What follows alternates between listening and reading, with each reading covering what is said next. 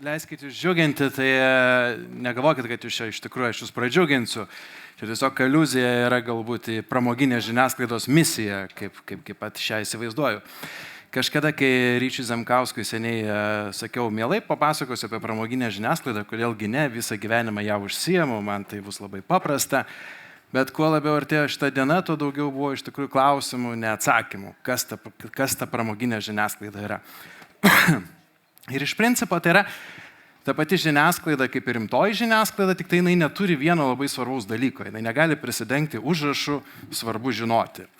O jeigu tai nėra svarbu žinoti, tai kas tai yra ir kam tai yra skirta. Atsiprašau. Gal aš prisėsiu kažkodėl, nežinau. Tai ką jinai veikia? Jinai ramina, blaško, įkvepia, džiugina. Jinai suteikia kažkokias tai vienokias ar kitokias emocijas. Ir kokia jinai yra, labai priklauso, aišku, nuo konteksto. Nuo konteksto, nuo fono, kuriame jinai operuoja, kuriame jinai yra. Aš visą laiką turėdavau, gal galima vandens man. Ačiū. Atsiprašau labai. O, Jėzus, kodėl aš susijaudinau. Siaubas. Iš tikrųjų papasakosiu, ir gal susijaudinau vieną kartą, šiandien prisiminiau, kaip vieną kartą alpau kalbėdamas viešai ir kažkodėl tai šiandien negalėjau to pamiršti. Pats mokau žmonės kalbėti viešai ir prieš eterį ir pats turiu tokią problemą. Nieko, praeis. Visada turėdavau tokį vaizdinį ir įvaizdį apie tai, kaip veikia žiniasklaida. Aš visada įsivaizduokit tautų mugę šiandien Vilniuje vykstantį, kur begalė praeivių, vieni eina pardavinėja kažkokias barankas, kiti pardavinėja kažkokias žuvis, kažkas ant kampo dainuoja, kažkas rėkauja, kažkas tempia savo vaikus, vieni praeiviai skrolina savo telefonus.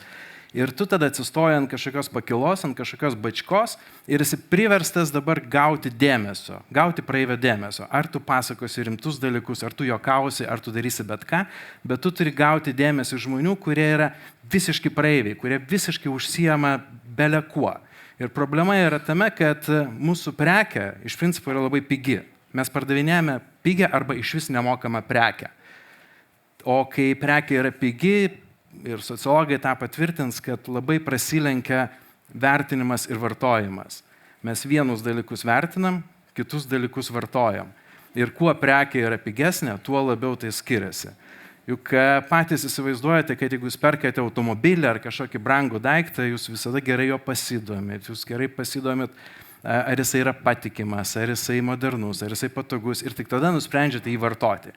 Kai jūs norite pigios prekės arba nemokamas prekės, kaip, pavyzdžiui, televizinės laidos, jūs negalvojate. Ir todėl dažniausiai patys prisiminkit, kokių dalykų mes esam prisižiūrėję.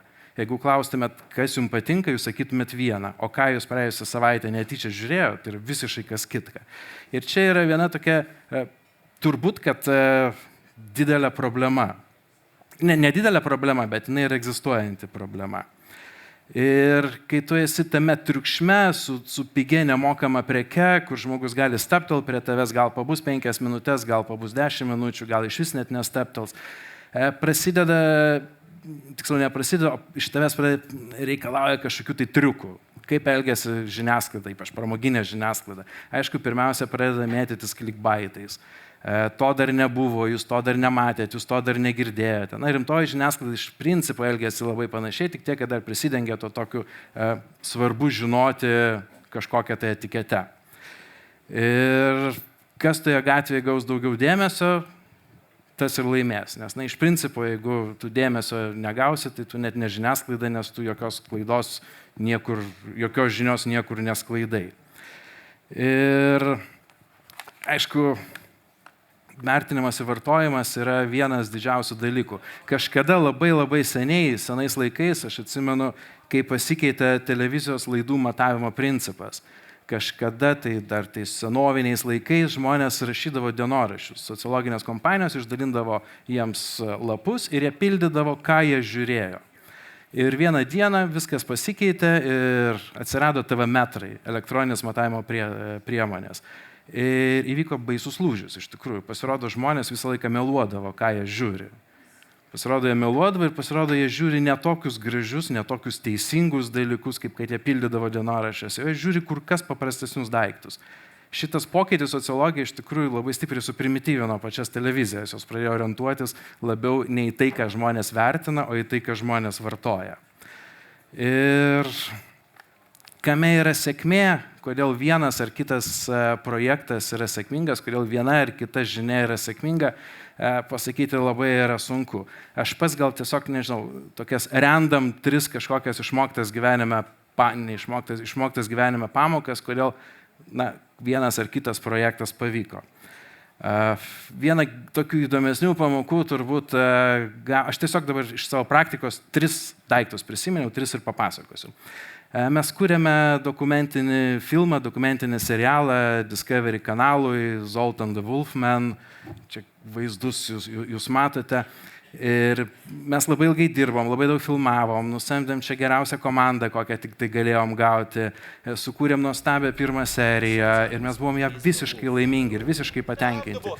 Nusintėm jiems savo 1 laidos draftą, besididžiuodami ir tuomet atsimenu tą momentą, kai po kelių dienų aš gaunu atsakymą, kuriame yra tiek pribraukyta ir tiek prirašyta, o jeigu taip sutrumpintai, tai jūs nemokate kurti, jūs nemokate pasakoti istorijus, nemokate kurti filmų. Labai atsiprašome jūsų.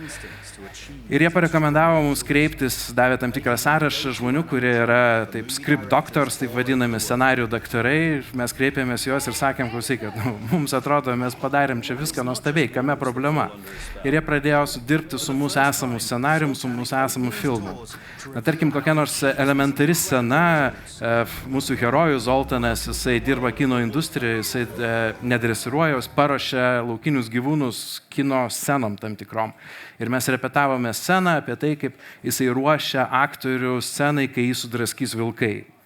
Mes ruošiamės repeticiją ir mes, nereali scena, mes ją nufilmavę, sumontavom dramatišką muziką, dramatiškas balsas, 3 minutės keliam įtampą, ar čia sudraskys ar nesudraskys. Ir tie script daktarai sako, žiūrėkit, jūs 3 minutės, 3 minutėse turite ten 3 turinio punktus.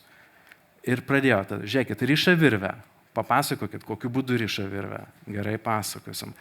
O pasakykit, kas bus, jeigu ta virvė atsiriš. Kas bus, jeigu atsiriš. Jūs pririšat prie kažkokio tai medžio, pasakykite, koks tai medis. Kodėl jūs nepasakot, koks dabar yra metų laikas ir kokioje stadijoje šitie vilkai, o ar jie alkani. Ir tada supratom, kad esmė yra turinio vienetas į minutę. Ir kai tu sudedi daug turinio į 1 minutę, tau nereikia nei dramatiško balso, tau nereikia nei dramatiškos muzikos. Ir taip istorija vystosi ir nepaleidžia niekur žiūrovo. Tai vienas iš tų išmoktų pamokų buvo būtent matuoti turinio vienetą į minutę, nešvaistyti veltui laiko. Kita pamoka buvo labai įdomi, tai vyko dar anksčiau. Vienas iš pirmų televizinių projektų, kurį aš kūriau, buvo projektas Baras. Ir susitikom su tokiu švedų prodiuseriu Kimą, kuris pasakė, dabar gerai, jūs ruošitės atrinkti dabar dalyvius, papasakot, kaip jūs atrinkinėsit dalyvius į realybės šou. Ir mes sakėm, ką, mes padarysim atranką, mes atrinksim pačius įdomiausius žmonės, pačius fainiausius žmonės, pačius komunikabiliausius ir padarysim nerealų šou.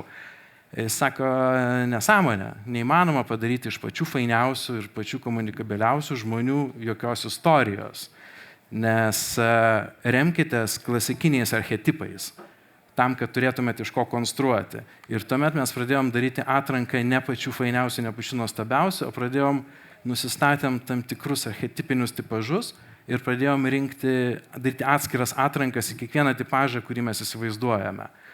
Ten lyderis, juodasis lyderis, nežinau, gal čia nuskambės kažkaip graži, bet klastinga persona. Nepritapėlis, kuris visą laiką meta iššūkį, kuris nenori lyderiauti, bet jam visą laiką nepatinka lyderiai. Aišku, pats svarbiausias daiktas yra ten pelenius ar pelenė. Kažkas, kas yra visiškai pilka, bet kas eigoje užaugs ir kažkas išsivystys.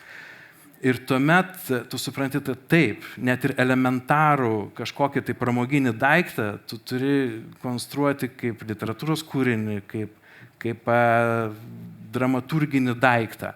Ir tada pradeda viskas lipdytis. Tau pačiam viskas aiškiau, kaip tas istorijas konstruoti, tau aiškesni santykiai, tau aiškesni kažkokie. Tai aišku, tame yra daug stereotipų, bet iš principo tai labai svarbu, apie ką tu net šiaip paprastai nepagalvoji. Trečia pamoka, kurią gal nieks jos taip stipriai nepasakojo, mes patys gal kažkaip ją, bet gėris buvo, kad mes ją labai iš anksto aiškiai supratom. Mes nukeliavome į Argentiną šokti tango su televiziniu projektu. Ir savo pasakėme labai aišku daiktą, kurio visą laiką laikėmės ir kas manau, kad nulėmė būtent mūsų sėkmę. Mes pasakėm, kad mes kūrėm ne 8 serijas pramoginių laidų, o mes rašome vieną kūrinį. Mes bandom parašyti knygą. Gerai, jinai popsinė knyga, jinai paprasta knyga, ten yra ir gilesnių dalykų, yra psichologijos, yra santykių, yra išgyvenimų, yra estetikos, bet iš principo rašykime 20 valandų vieną kūrinį. Ir kai mes taip pradėjom žiūrėti, mes pradėjom kiekvieną dieną kitaip filmuoti, kitaip kalbinti žmonės, kitaip dėlioti istorijas, nes mes kūrėme daiktą, kuris turi palikti tokį prieskonį kiekvieną savaitgalį žiūrovui šiek tiek skaitytos ir nepabaigtos knygos. Tai aš tiesiog tai pasakoju apie šitas 3 pamokas, pasiruošdamasis paskaitai galvojau iš tikrųjų, kokias 3 didžiausios tokius dalykus aš pats esu išgyvenęs, tai ko gero tai ir yra. Tipažai, turinio vienetas į minutę ir žiūrėjimas rimčiau į dalykus. Ta prasme, žiūrėjimas rimčiau į dalykus ir žiūrėjimas kaip į knygą, kaip į kažką. Tai.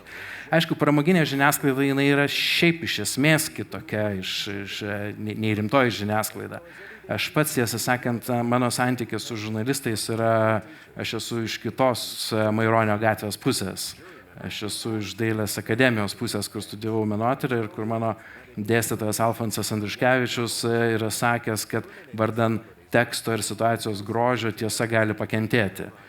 Tai čia aš suprantu, kad žurnalistika tai nušvilptų tą dalyką, bet pramogų žiniasklaidoje kartais tu gali, nes tu tai traktuoji šiek tiek kaip kūrinį.